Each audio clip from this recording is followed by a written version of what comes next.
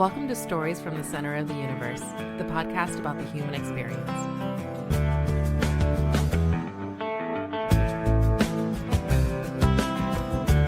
Courtney, Kimble, welcome to the Center of the Universe. Yeah, thanks for having me, Paul.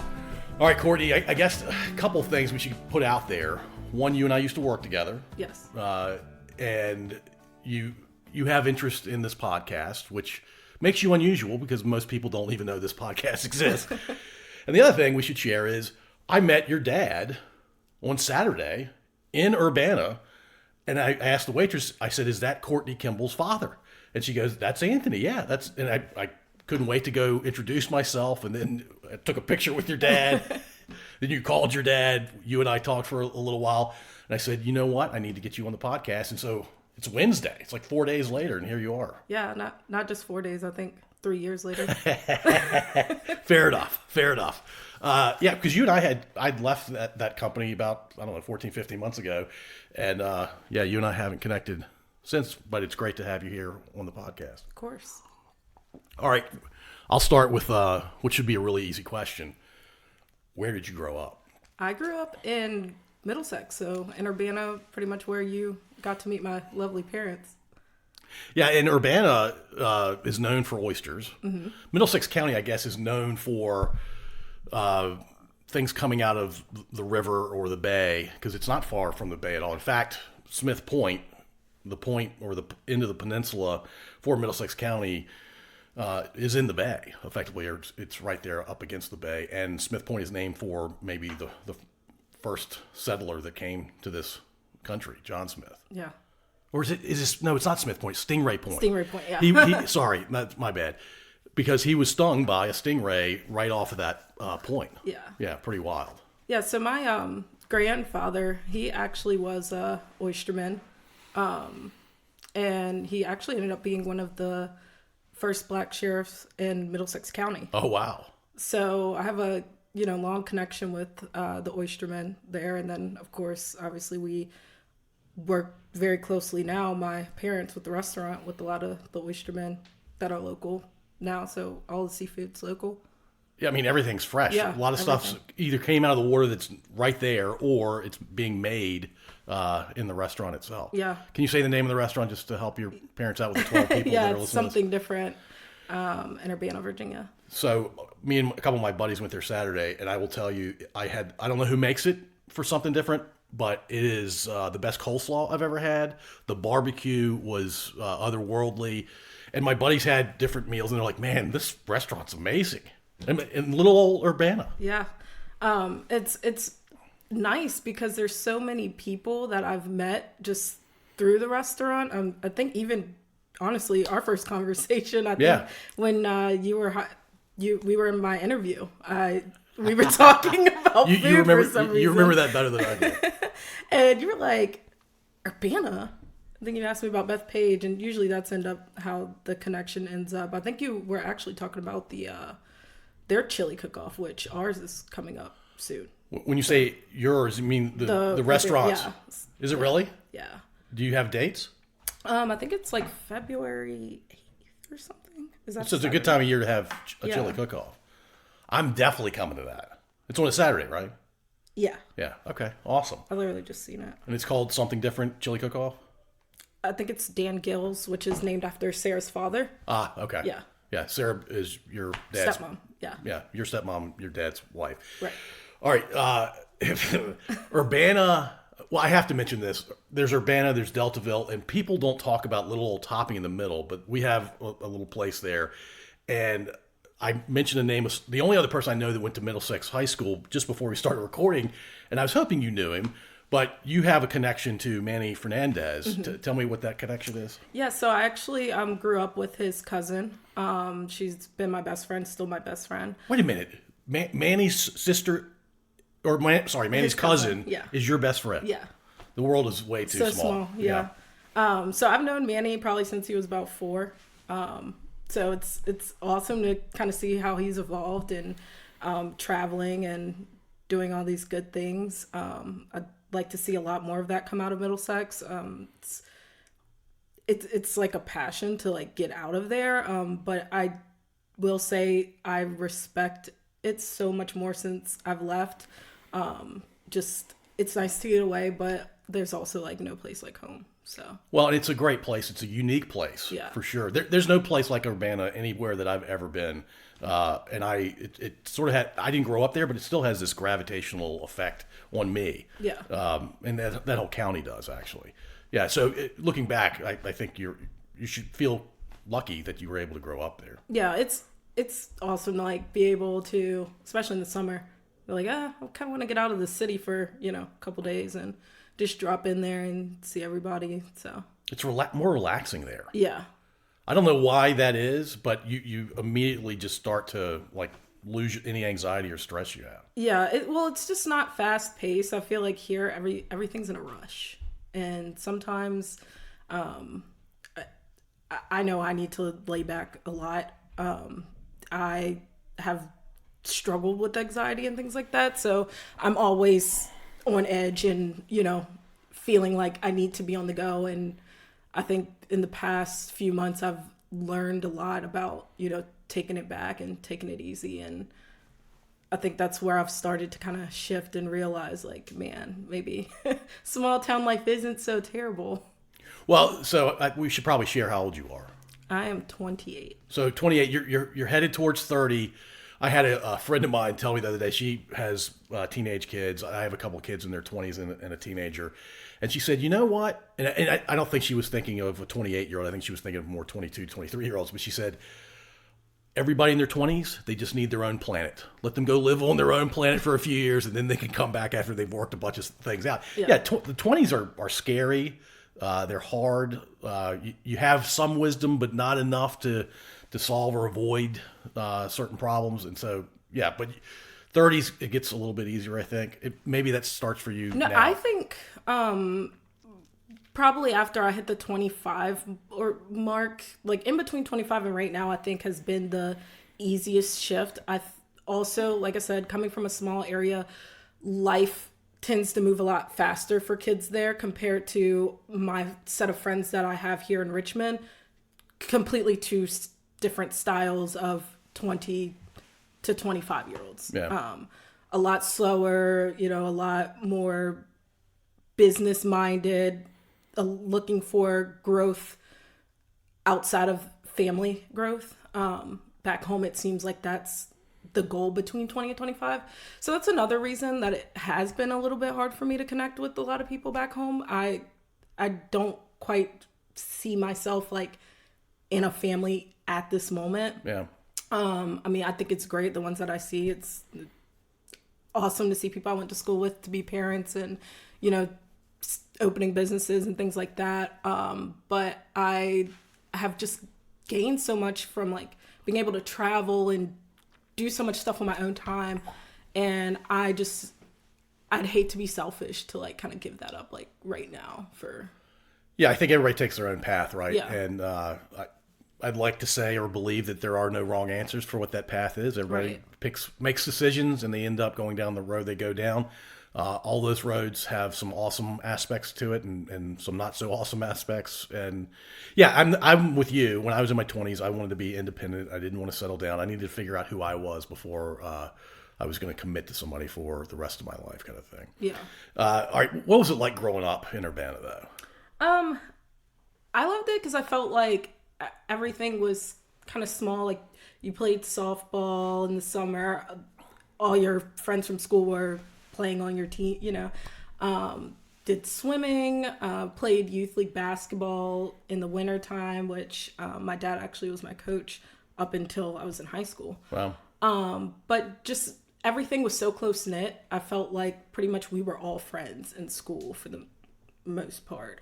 So I think that was huge. I mean, I talked to, like I said, my friends here now in Richmond, and they're graduating classes in the thousands, and I'm like, yeah, doesn't make any sense. I literally graduated like 60 people. Yeah.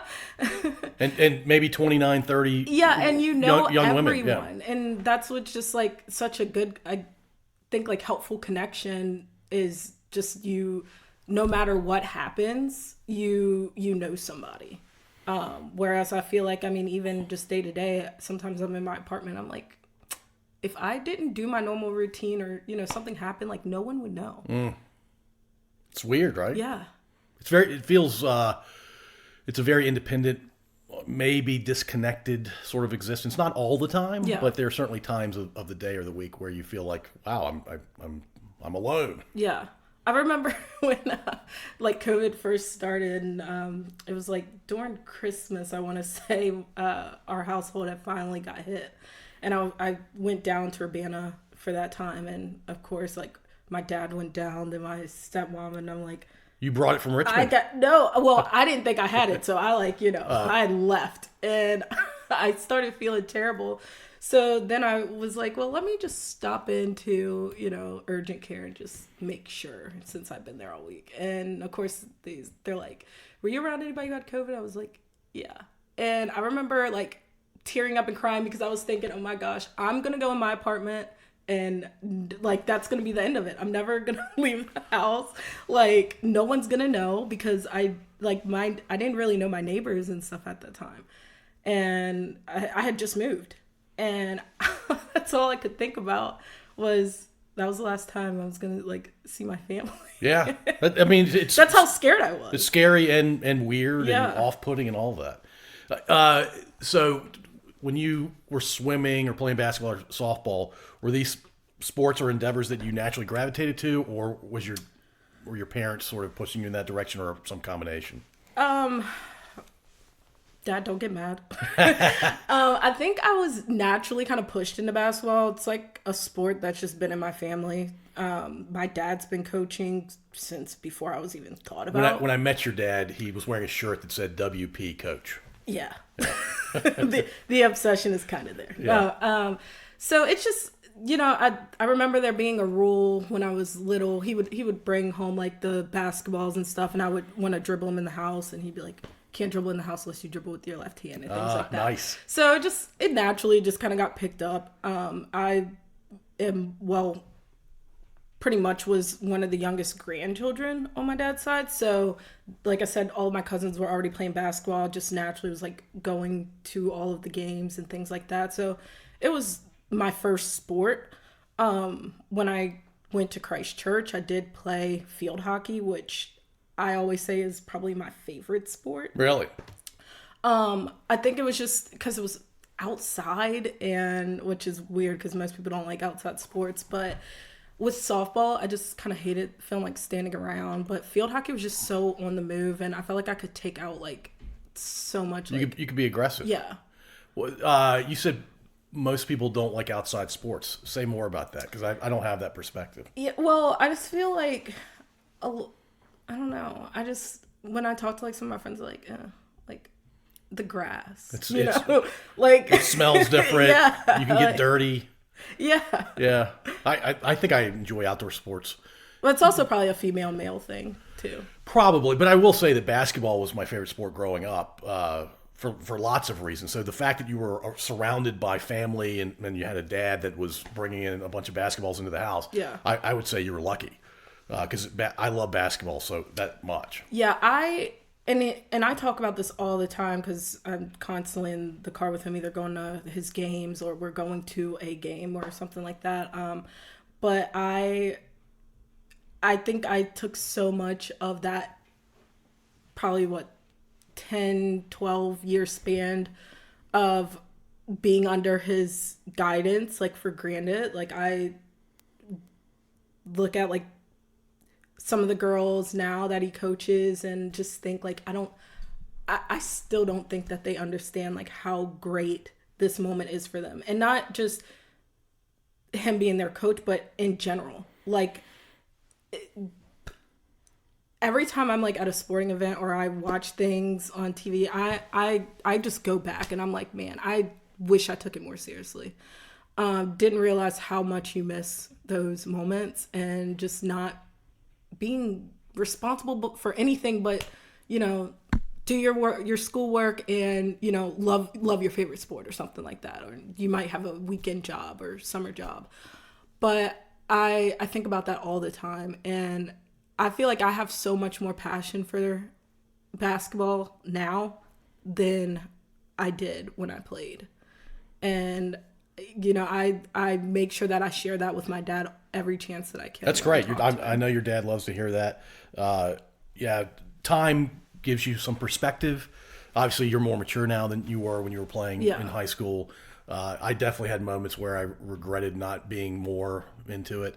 I was fairly into it, but I could have given more to it. And that's the difference, frankly, between kids who maybe play in middle school but don't make the high school team or don't play in college. Not only are the college and pro athletes just otherworldly, like I don't understand that athleticism, but there were some exceptions to this, but most of them had to be completely dedicated to it. Otherwise, they weren't going to get there. And so it takes a lot of things in combination to get there. I have a buddy whose my son's in his mid-30s now, who said, I would give one of my pinkies to be able to play football again. I'm like, you're not young enough to play football these days, but I understand the sentiment. Yeah. Yeah. Yeah. So your dad has heard that from you? Yeah. And he's hearing it again if he listens to this episode. Yeah. Will he listen to this? I'll make him. As you should. Actually, when we travel to a game or something, typically I control what podcasts and stuff we listen to or books. I've made him listen to a couple books, so. Well, your dad is married, so and look, I mean nothing by this other than to be factual. He's been trained well. Yeah. By the women in his life. We'll just say that. Not say anybody in particular. All right. So was it anything else besides sports coming up in Urbana? And by the way, did you grow up in a neighborhood or on a farm? I mean. So I actually grew up on what used to be a farm. Down in Saluda, when my parents were married. Then obviously my parents separated. We moved to Urbana. We lived near the old Something Different, which we actually had a conversation about the other day. It looks like a house to me. Yeah. And then when me and my sister graduated high school, they were kind of in the process of starting to build their house down in Kilmer's Point. So that's where they live now. I lived there for a couple years. So I learned this earlier today because my mom and I have a fascination with just the river country in this state. And I had mentioned Rimlick, and she goes, that name is Kilmer backwards. Yeah. And Kilmer and Rimlick are next to each other. I'm like, what? Yeah. Didn't make any sense to me, but now I understand where a name like Rimlick would come from, because that's not a natural name for anything. Yeah, and it's also I feel like I always get stuck with names of the most when people are asking me for my address and stuff, I tell them, and then they're looking upside my head, and I'm like, I don't really know. It is what it is. Yeah. Well, I said the name Rimlick to your stepmom, and she looked at me like, how do you know about Rimlick? I'm like, it's only 2 miles down the road from where we are right now. Yeah, speaking of that, they're kind of restarting their family's farm. So they're indulging in that right now. Fully engaged. Yeah, it's I will love from a distance. And, I don't have any problem helping, but I tend to break things, and I'm a very clumsy person, so I just feel like sometimes I should stay out the way of things unless my help is extremely needed. But you were playing sports that required you to be coordinated. Yeah, I could do that, but you weren't clumsy on the when I worked in Something Different, they called me a bull in a china cabinet, because I would just break stuff by looking at it. It was terrible. So being a part of a wait staff maybe not your long-term thing. So did they just say that every time you broke something? No, they actually gave me a certificate one time. Wow. So you'd achieved something. Yeah. So that's probably one of my best achievements that I have. And I've never waited tables. I have a feeling it's exhausting, but it can be a lot of fun too. Yeah, and the sad part was I wasn't even waitressing. I was food running. Expo. So the waiter or the waitress takes the order, and then it's ready to be delivered to the table, and you deliver it. Yeah. Well, I mean, that requires some coordination. Yeah. So then I found out that I could not break anything by being a lifeguard. And, that's nice. Where I settled. Well, you mentioned your grandfather was the first black sheriff in Middlesex? Middlesex, yeah. there are a lot of white people in Middlesex. Mm-hmm. You and Manny are like in super minorities in Yeah. Middlesex County. But did you feel like you were a minority growing up? No, I will say I think I feel like it's very close-knit community. So I've never felt it. I will say there's been a lot of instances just with the way the world is, kind of seeing how I think social media sometimes brings out. Social media and the internet in general does not give an accurate picture of what's going on. Exactly. And so sometimes I see that and I think to myself, this is not what I recall, the past 16 years of my life. Yeah, if things change that much. But I also think that some, times there's people who, like they almost call like the bully cop, like, gets bullied in school, becomes a cop, wants to, Sure. Be the bad guy. So I think it's just a lot of that, like some people just talking just to hear themselves talk. Look, there are exceptions to everything, but I generally believe. I think there's more good than bad. I think there's a lot more good than bad. The bad stuff gets more press. It's more entertaining, I guess. But yeah, this podcast is supposed to be all good. Yeah. I'm not trying to go down some weird path with any of my guests. I just want to celebrate everybody through their story. All right, you mentioned that you had been giving a lot of thought to a couple of things. Mm-hmm. And I have an idea about one of them maybe, but which one do you want to talk about first? I guess just because it's a fresh wound and, there's no time like the present. So I'm going into month 5 of a layoff, and it's been something for me that I thought was extremely taboo until I started talking to a lot of professional people and realizing that they almost all have gone through the same thing. I just kind of wish I had the perspective that I have now looking back on it on day one. I think I'm just young and terrified when it first happened. It's not a young thing. I promise you. And I panicked, and it's crazy because I remember as soon as it happened, I called my dad, and the first thing he said was, "Don't worry, like you're fine. This too shall pass." Yeah. And, he tells me, "Oh, like I've gone through this, things like that." And like, I remember saying to him, like, people can beat you down and tell you like it's happened, but when it happens to you, it's just such a personal feeling. It's entirely emotional. Yeah. Especially when you feel like you've been, and I don't want to say I've been put on a pedestal at work, but it's like good. And then it just hits you, like a pile of bricks, and it's like, wow. But I was able to take a lot from this. One, just always upskilling.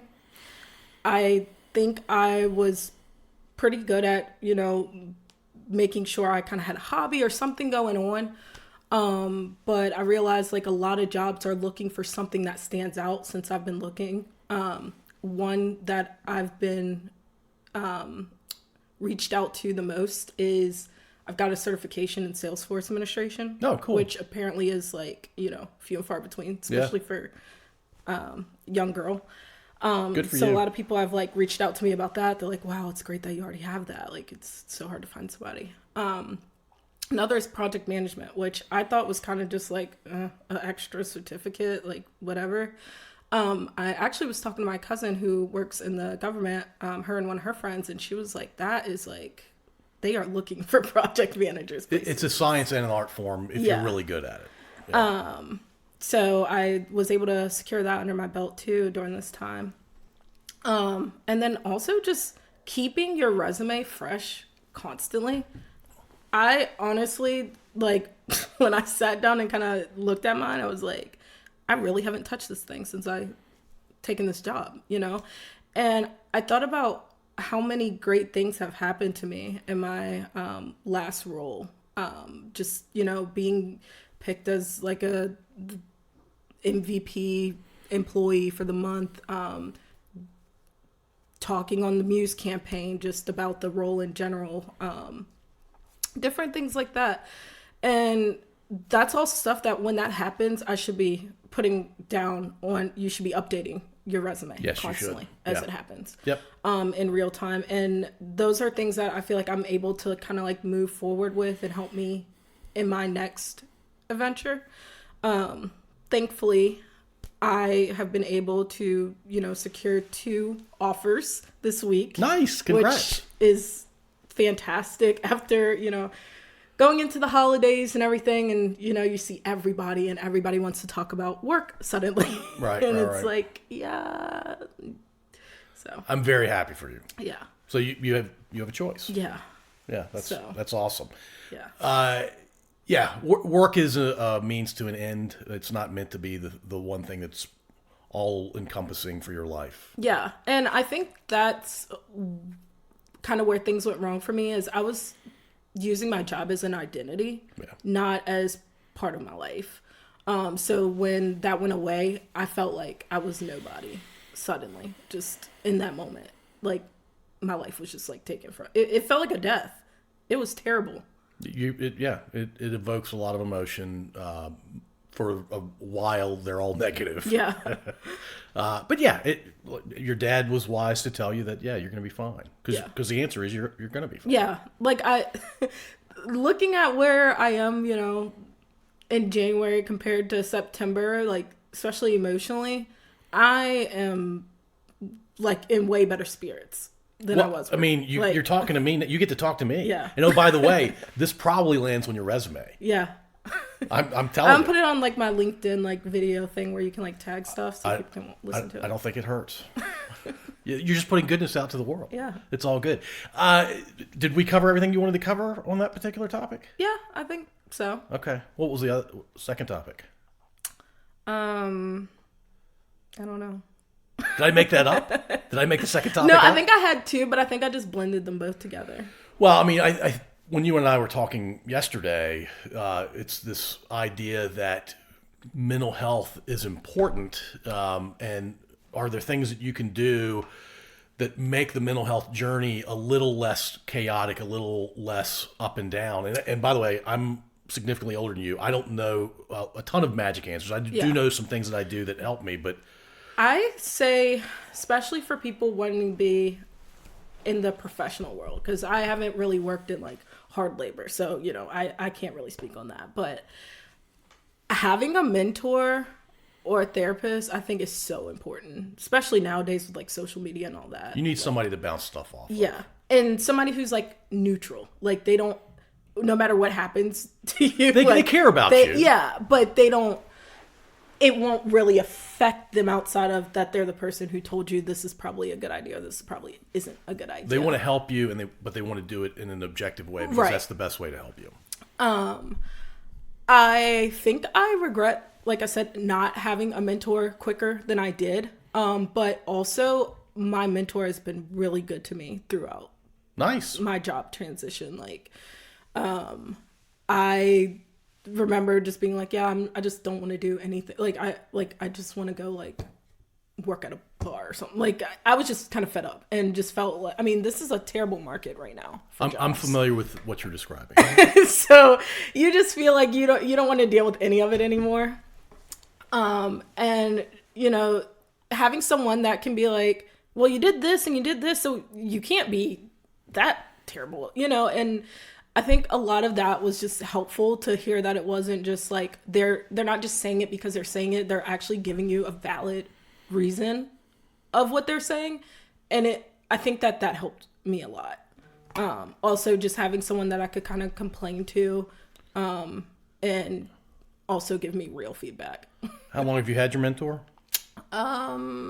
2 years, I think. 2. Just coming up on 2. Do you want to say his or her name, or do you want to leave it out of the recording?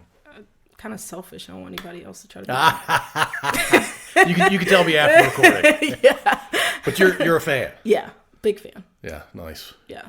Yeah, it's funny. I've had informal mentors, people that I know that if I'm going through a certain thing, I'm like, they may not have experienced what I just went through, but they can give me intellectually sound, rational advice about how to think about it and how to move on from it, or whatever the next steps are.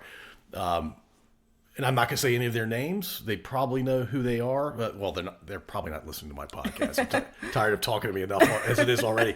But there are some wise folks of various ages, a couple older, a couple younger, that I'm like, I need to call this guy because I think he's going to give me at least some sound advice. Or in many cases, they've already been through what I just went through, and they can tell me how they navigated it, and that can be useful too. Is your mentor older? Yes. Okay. Significantly older? Probably a little bit younger than you guys. Oh, well, that's not I don't think you're old. That's not hard to do. I do like walking into places where I'm the youngest person. I will tell you that.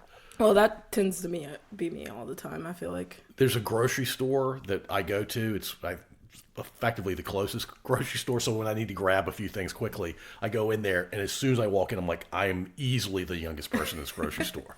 Well, that's like Middlesex. Like everybody's. Oh, absolutely. I'm like, where are all the people that I went to school with? Yeah. They went to Richmond or DC or wherever.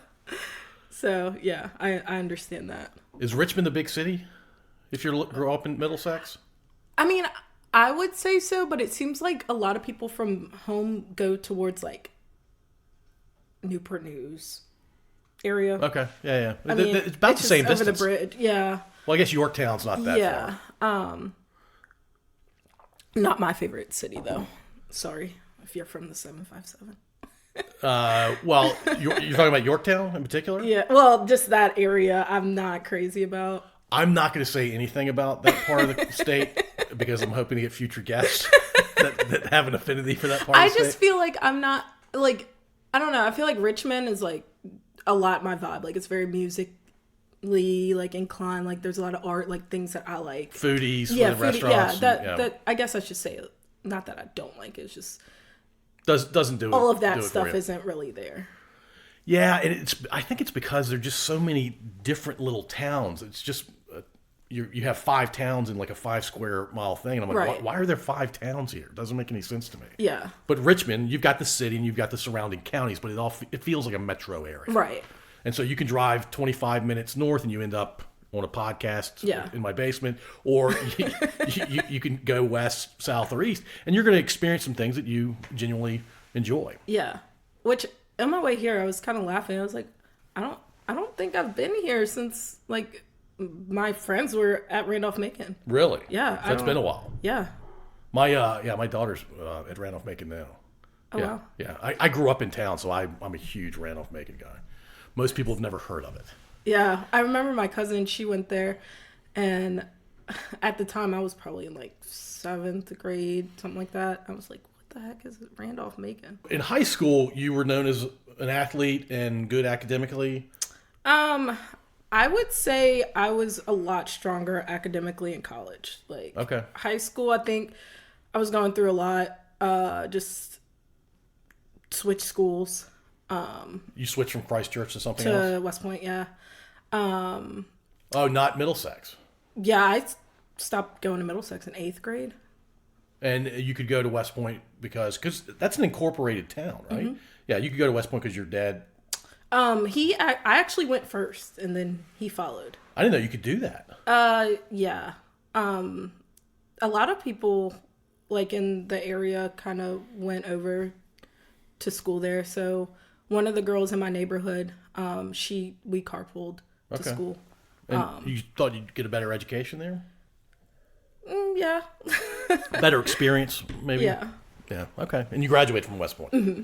I don't even know where West Point High is. It's behind, like, if you come off that first bridge, like, coming from Urbana. Yeah. It's down that side road. Oh. Yeah. You take a right? Yeah. Right before the Burger King? Or is it? Yeah, okay. right before that. Okay. Yeah. I've never been on that road. Really? There's a high school back there. Yeah. Oh, wow. I had no It's a idea. small school. Like, the high school and middle school is, like, together. They're tiny. Yeah. Yeah. That's true in Hanover County. Yeah. It's, like, all on one campus, which was weird to me because going to Middlesex, like, the schools are so separated. Yeah, I don't know why Middlesex did it that way. I would have put all 3 of those schools, elementary. Well, are there 2 elementaries? Well, the middle school, I believe, used to be not that school, but St. Clair Walker, which is now the middle school. I think that was a high school at one point. Okay. I think. Yeah, I might be wrong. So people from home, don't judge me. Christchurch was not your thing? So I love my experience there. Another like networking situation, met a lot of people, still good friends with a lot of people from there. Seems to have quite the turnover for, some people. Just it tends to fit better for some more others. Makes sense. Yeah. I actually probably was there a little bit longer than I wanted to be. I remember telling my dad, like, I want to go to West Point. And made me stick it out one more year, so I did. Then transferred my junior year to West Point. So the beginning of your junior year was at West Point. Mm-hmm. Okay. All right, so you had quite the experience of schools. Yeah. Like I said, I think it was a great experience because it was able to just kind of like give me that college prep, obviously. I think I did a lot better at West Point. And it just, honestly, like Christchurch just works so much better for like that full-time boarding experience. Yeah. Like that true, like if you want to go to college, play sports or anything like that, you need serious, structure. Perfect. Yeah. Opportunity there. You were a day student. Yeah. And as a day student, getting home at 9:00 just was not it. Yeah. Did you have to play a sport every season? Yep. Yeah. That's the kind of school I went to. Yeah. Yeah. It's a long days. Monday through Friday is not easy at all. And you're playing games and practicing every day. Yeah. And, with us being so far from all the other private schools, you're getting back from your games at like 1:00 in the morning. Yeah. It's crazy. So, it's a little nutty. Yeah, I can relate. We used to drive 2.5, 3 hours, and I'm like, I'm not going to get home till 12:30 today. Yeah. And I have to wake up at 6 or whatever it was the next day. Yeah. Yeah, it's a long day, and you didn't live necessarily that close to Christchurch either. A little bit of a drive. 10 minutes. That's not too bad. Yeah. All right. So when you were a senior in high school, did you know for a fact you were going to college? I toured, and I just wasn't really feeling like I knew what I quite wanted.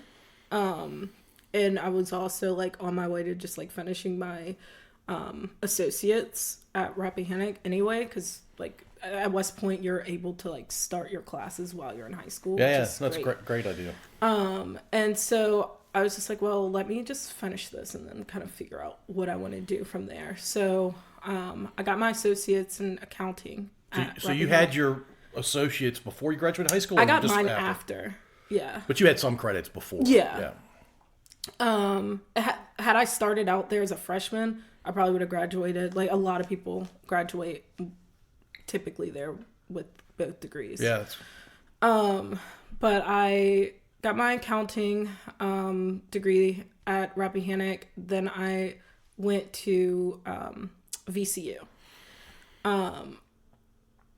I just felt very lost at VCU. It's huge. It seems chaotic and massive. And the campus is just way too open. Like for somebody like me, like coming from a very small knit community, I felt like I was thrown to like the wolves and I had no clue what I was doing. You could walk down a block on VCU's campus. One minute you'll see 10 students. The next minute you'll see somebody wearing a suit and tie. And then you'll see a homeless person. Exactly. And so, I sucked it up there for a year and I was like, there's no way. And I felt like I couldn't even explain it to my dad. Like I remember like casually being like, oh yeah, like I'm going to Liberty. Like I didn't even like have this full conversation because I was like, I can't even explain like how I'm feeling. And it's not even that I don't like VCU. Like I love the school. Like even to this day, like I love watching the games, going to games, whatever. It just was not like the classes were huge. To say that every school is for everybody is yeah. Yeah. So I transferred to Liberty. And you went to Liberty? I went online because COVID. Yeah. Oh, really? Yeah. Okay. And so I graduated from there with my bachelor's in criminology. Okay. And then actually, since I've been out of work, I've been picking up my second bachelor's degree, which I'll have next month. Good. That's great. And then I just got into my Juris Master's program, so I'll start that in May. So. What's that going to be about? My master's program? Yeah. It's a jurisprudence program. So I've it's never like heard of one that. step under a doctor, or for like law. So instead of a JD, I'll have a JM. I didn't know that existed. Yeah. So what do you want to do with that? I want to work in like corporate law. Like, so I don't want to be a sitting attorney because I like to argue, so that probably just wouldn't be great. You don't want to go to court. Yeah, I don't want to go to court, but I want to work for like a board, like on a big business. So you would start out as like a junior counsel, Yeah. working for the general counsel, and then eventually make it to the general counsel seat. Yeah. Okay. Do you don't have to take the bar in that case? No. Okay. But if I wanted to take the bar, it's just I would have to just transfer into like their their doctorate program, which would be like another, I think, 30 some hours. What's your second bachelor's degree in? My second is in business and pre-law. Okay. Yeah. All right. Cool. So it's an interdisciplinary degree. Yeah. I just felt like I needed something different on my resume because criminology is like so particular. I get so many questions about that. What was the idea of you doing criminology in the first place? I really wanted to work in forensics. Ah, okay. Yeah. CSI. Yeah. And then I found out that I'm afraid of everything. Like what? So right now, the thing that my family thinks is hilarious is that I am terrified of ET. Like, they will send me pictures of it at what? night. ET. Like, ET phone home? yes. It's not a real thing. I know, but I hate it. Like, Like if I had like a full-sized ET replica, you'd flip out. yeah. Okay. Like that's your biggest fear is ET's going to be in your presence. Between ET and death, yeah. Wow. Yeah. You may have the worst reaction to ET ever. Yeah. I can't think of a worse reaction. And I don't know where it stemmed from. Even when he eats the Skittles or the M&Ms or Like, whatever. I can't. It terrifies me. So wait a minute, for Halloween, if you saw people dressed as ET? My sister gave me a dog toy for Christmas this year that was ET. And I said I'm not taking that home. And your sister gave you that to mess with you, but it was also out of love and it was also out of humor, I'm guessing. Yeah. What? So hold on, how did we get on ET?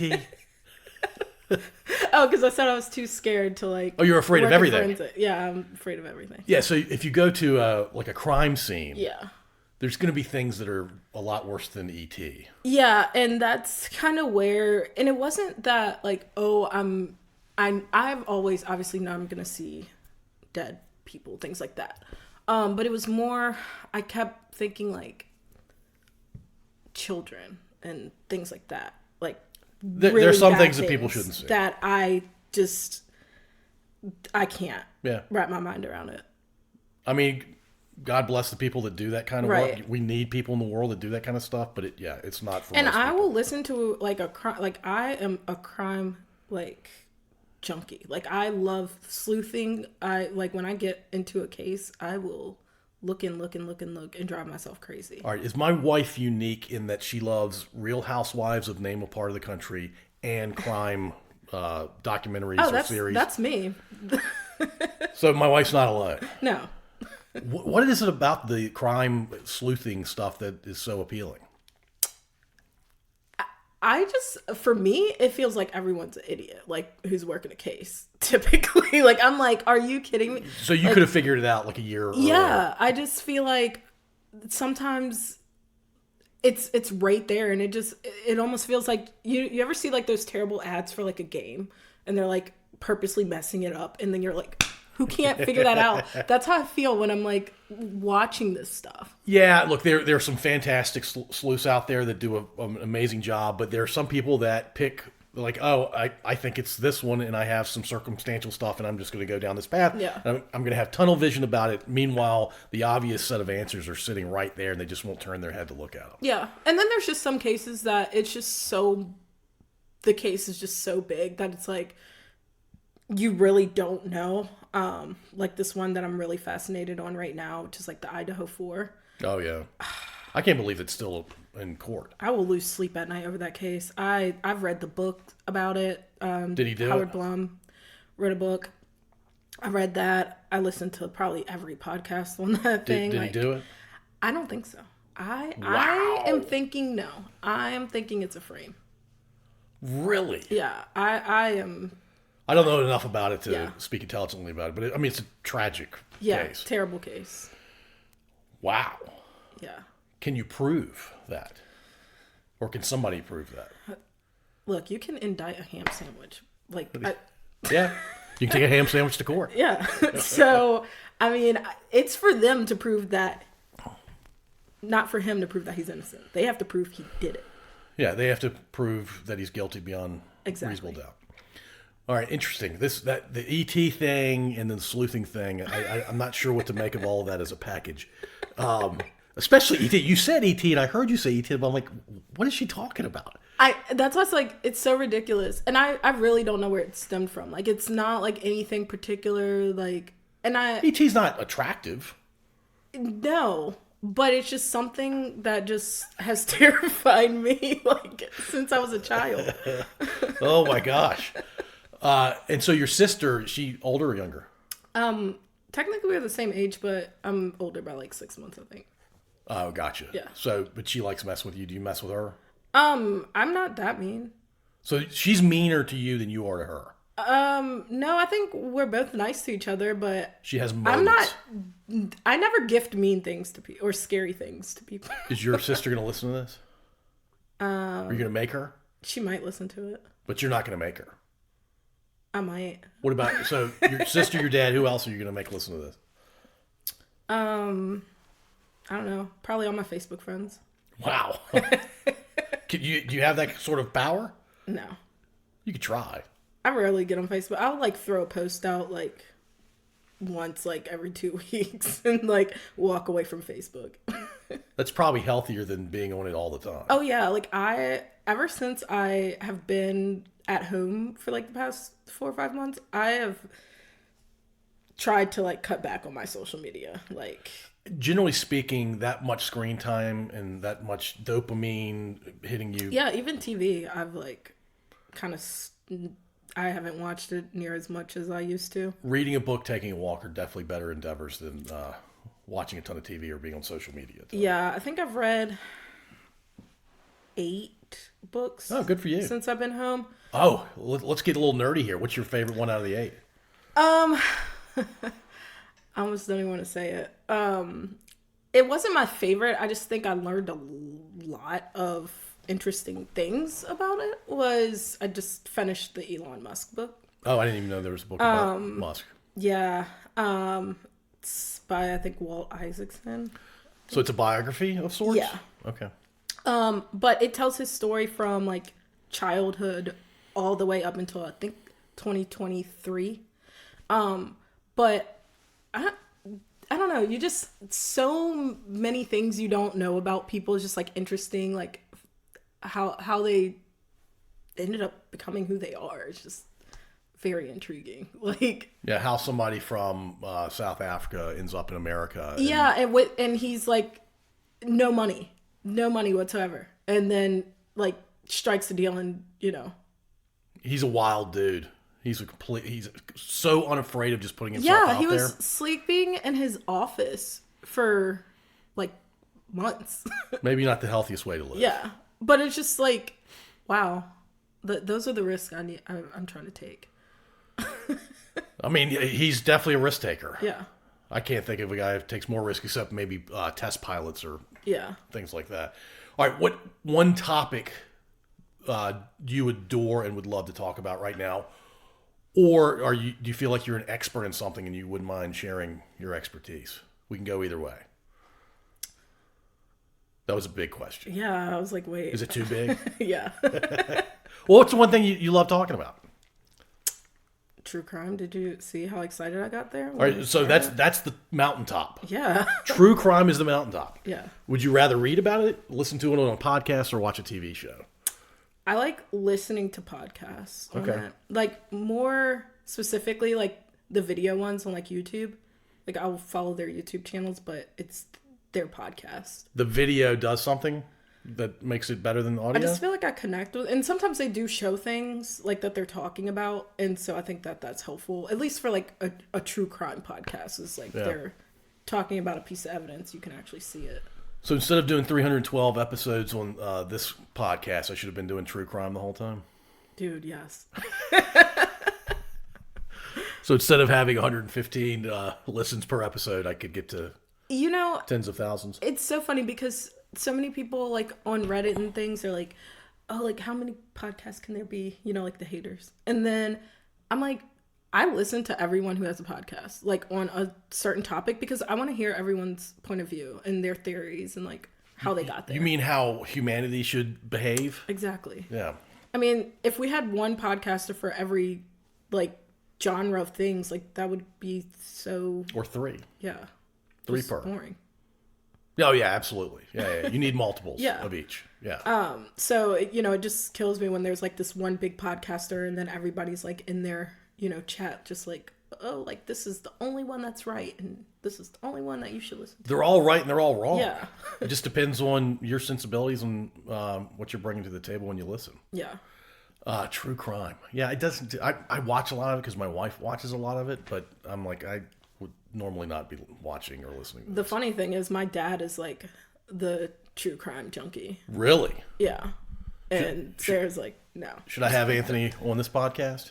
Yeah. Actually, he would probably talk you to death about the Eagles. Oh, he's an Eagles right fan. now. Because he lived in Philly for a while, right? Yeah. Yeah, I'd have a tough time listening to that. Yeah, see, what's with the Tampa Bay stuff? I've been a Tampa Bay fan since 1976 when they came in the league. Why? I was 7 years old. All right, yeah, I don't think I've told this story.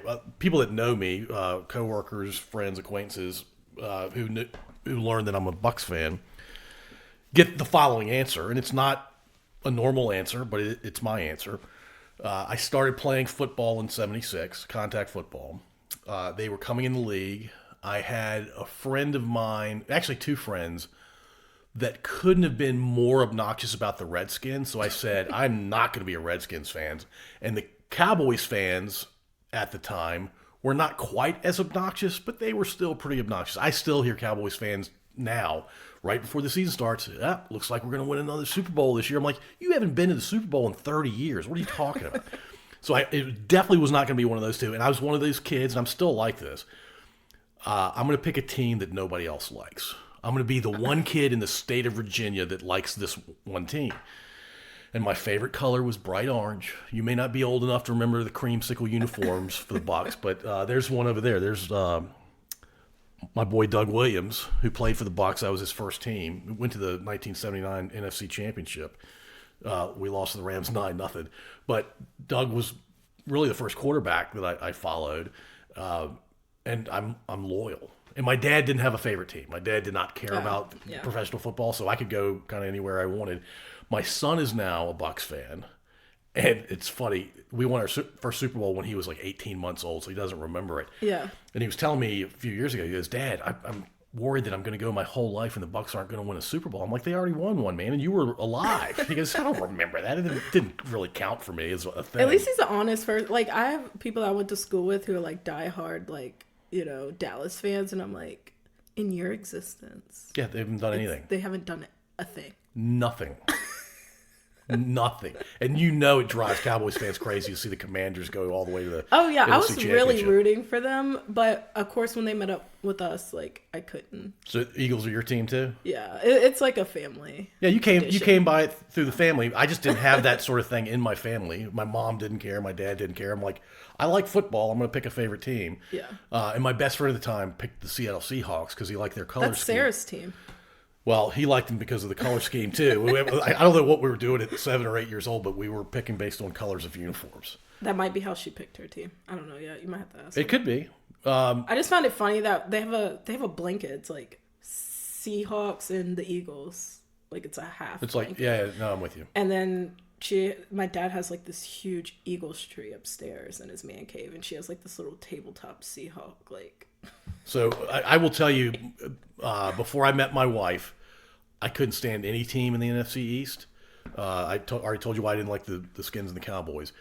Of course, the Skins are now called the Commanders. which I think is a hilarious name. It's not a great name for them. But I couldn't stand the Eagles. And I've been to the old Vet Stadium for a game and watched people act like crazy people. Like the fans in Philly at the games are out of their minds. Yeah. Not all of them, but a lot of them. I'll tell you a story after the recording about one of my experiences. I couldn't believe what I was seeing. And then I couldn't stand the Giants either. Just NFC East, I don't like them. And they won a lot, especially in the 80s and 90s. And so I get married to a Giants fan, so now I'm a Giants fan. I'm legally required to say that I like the Giants, but I don't like the rest. I don't like the rest of the East. But the good news for Eagles Nation is they're my second favorite in that division because I really can't stand those other two. Well, I really love them because they made a very stupid trade. The Giants. Yeah. Yeah. Oh, maybe the worst trade ever.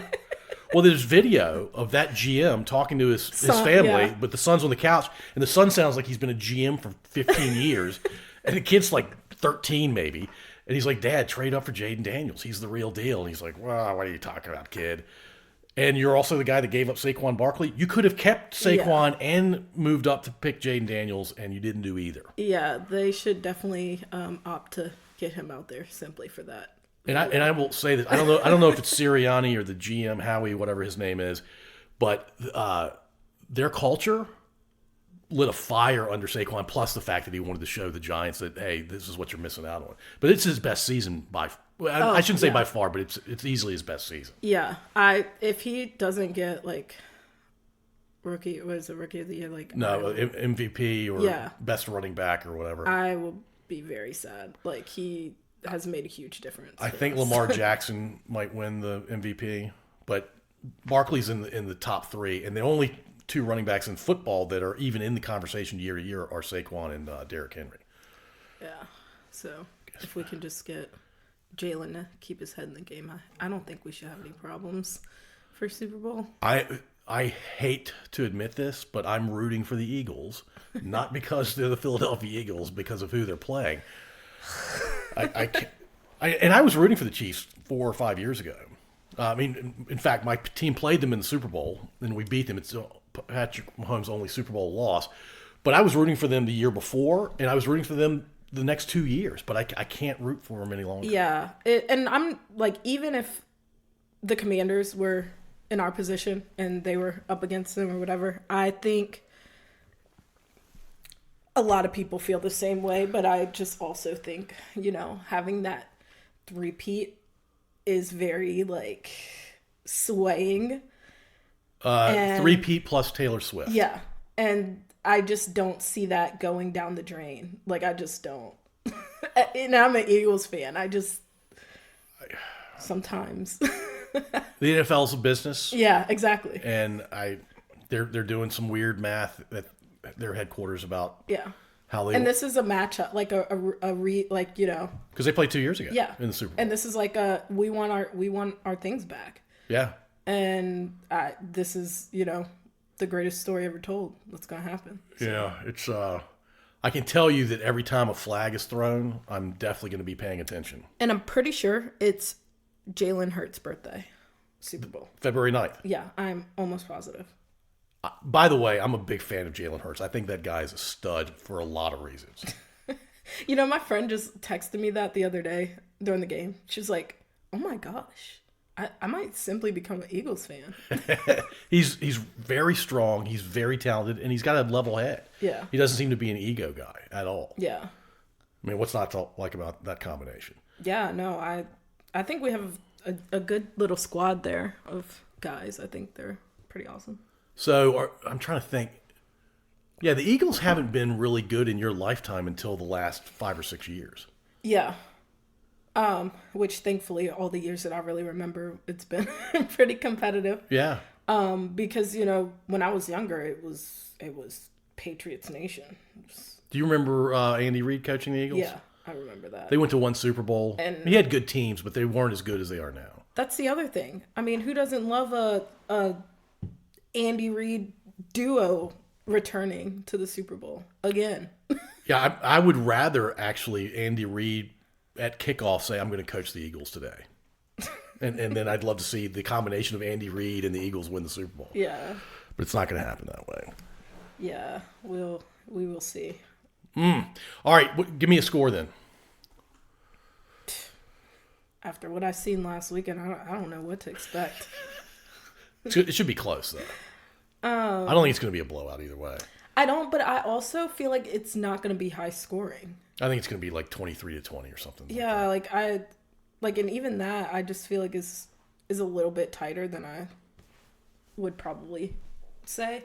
I think it'll be a close game, and then like at the end, just get out of control, like they typically do with just Kansas. wild plays. If people thought that call last week about, the Eagles at the line and the ref was like, they will award a score, like I have no hopes for what Kansas might do next week. Like I feel like some stranger things might happen. I've watched a lot of football, and the Bills game, they got first down on third down and on fourth down, and the third down play was clear as day. You don't see that in other football games. You just don't. So it's a reminder that the NFL is there for entertainment. Yeah. And if they have to tilt the playing field a little bit, it looks like they're going to do it. Yeah. And that bums me out a little bit because I want it to be like, hey, maybe the best team win. Well, now it's maybe the best team lose by a little bit because the storyline's cooler for the other team. Yeah. So I'm, hopefully rooting for the boys. Hopefully things go well for them, but March Madness is next up on the list, and that takes priority for me. So, which would you rather watch? The Thursday, Friday at the beginning of the NCAA basketball tournament, and men's or women's, or the Super Bowl? I'm telling you right now, women's basketball is like takes the cake any day now. Like for me, you're all about it. All about it. Is Caitlin Clark true to the hype? Is she as good as the hype would suggest? I think she has changed the game. As a woman in sports, I give her all the respect. I think it's going to be great for girls who are, going it, not even just for basketball, for all other sports. But I think that there have been people in the past who have been just as great. And didn't get the coverage. But didn't get the coverage. You think it's a white-black thing? No, I don't think it's that. I think it's... I think everything kind of goes back to like the social media hype. Mm-hmm. Like who is able to get the best traction. And, I think in the beginning it seemed like it was a white-black thing just because of her Angel Reese situation. Sure. But that kind of goes back to the social media thing. If that wasn't on social media, no one cares about women's basketball still. Yeah. You see what I'm saying? Yeah. So that's why I say no, because this girl's been amazing since she was in high school. I mean, I look at her footage from like her AAU, like 6th, 7th grade, just still same, fundamentally sound kid. So I don't like to just set it on that it's a black-white issue. I don't think so. Yeah. I don't think it is either. Yeah. I mean, it could be a factor, but I don't think it's the main thing driving anything. I will say this about Caitlin Clark. There are very few men or women. Steph Curry comes to mind. I think Maya Moore, mid-range game, could do this. And there are other players that could do this. But if you shoot a jumper and you jump straight up and down and your form is perfect, it's going to go in a lot, whether it's from 25 feet or 10 feet. If you jump one way or the other or jump back, what tends to happen for the normal basketball player is if I jump left, I'm probably going to hit the left side of the rim. Right. If I jump right, I'm probably going to hit the right side of the rim. Caitlin Clark can jump in any direction, and it tends to go through the middle of the basket. Steph Curry does the same thing. Like I'm putting her from a long-distance shooting perspective on the same level with Steph Curry. Yeah. One that I've really had eyes on recently is Hannah Hidalgo from Notre Dame. I think she's going to be a good asset when it's her time to shine, too. Another one, my dad's favorite. I watch her, but she's not really giving me enough oomph. I think she's very shy still, is Juju from USC. Yeah. So I think there's a lot of good talent coming up. I know a guy who's playing for VCU. I don't know him personally. I know a guy who's his son is friends with this player. I won't say his name. And he is an amazing basketball player, but he's not nearly as aggressive as he could be. Just not everybody has that switch. Yeah. And not everybody has that. Like, I guess it's scary to flip that switch for some people. Yeah. I don't know. I think that's the attraction with Caitlin Clark too. Is she's just easygoing. She's simply out there really for the mellow. Game. She wants to play basketball. Yeah, she just loves it, and I think that's like awesome to see. It's just crazy. I mean, I went to the biggest game in WNBA history here in DC when she played the Mystics. The Mystics are terrible. Like, as a season ticket holder, I'm like, they're terrible. And they could draw the biggest crowd simply because of her. It's insane. Yeah, I mean, there's something to that. Yeah. But not only that, I found it interesting. I don't know why I ended up on the Indiana Fever. I think it was Indiana Fever.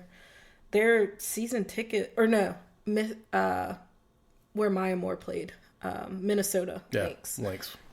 That's technically would be like a team that would kind of be the home base between Paige and Caitlin. They're not even selling Indiana Fever games in their package for the season ticket holders. So it's a special, unique thing. Yeah. Wow. Because it's so in demand. And they make more money if they don't put it part of the package. Yeah. And I mean, of course, your season ticket holders are going to turn around and buy that too. Yeah. But that's what I mean, like how much she's just changed it. I mean, the WNBA had no income. As a girl dad, I'm happy to see that. Yeah. Yeah. I mean, I want them to make money. I want them to be successful. And it's enjoyable to watch. Yeah. Caitlin Clark, she's a generational sort of phenomenon, I think. Yeah. And she's only played 1 year in the WNBA. It's I know. Crazy. That's the, insane. It feels like it's been so long, though. I just feel like this dynasty that she's going on right now is, even though she, her team really didn't. I mean, they turned around this season big time. But, they weren't in the finals. They didn't do it, and it's just interesting that she's still the face of the WNBA. She was a bigger story. Yeah. Losing, her season was a bigger story than the champs. Right. Or the final series.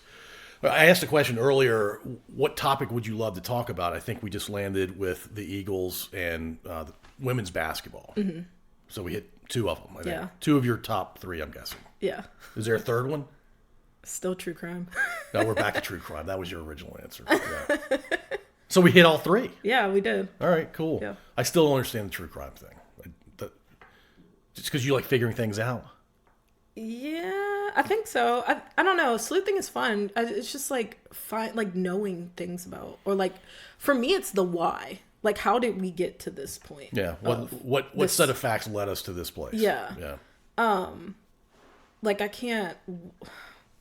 The time that it takes to solve these cases is unreal, because I didn't realize when you kind of just grow up watching I don't know,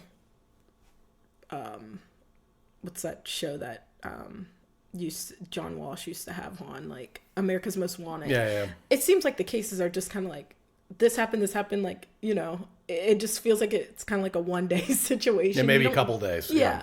You don't realize that it's drawn out years. At least a few months and probably years. Yeah. And so I think that's what's really been exciting for me is knowing that I have so much time to think about this stuff and, really understand it. So when the trials typically do end up coming around, I'm so absorbed, I end up knowing the judge's name that's going to be handling the case, or, who's representing who, and, Your Juris Masters is going to come in handy. Yeah, it's really fun, so. All right, well, I'm ecstatic that you got a couple of offers earlier this week. I'm also very happy we reconnected, very happy you were willing to do this. I enjoyed the conversation. I appreciate you coming to Ashland to do it. Yeah. Thank you for listening. If you enjoyed this episode, please subscribe to wherever you listen to podcasts. We'd also really appreciate if you'd rate and review us. You can find us at scodupodcast.com.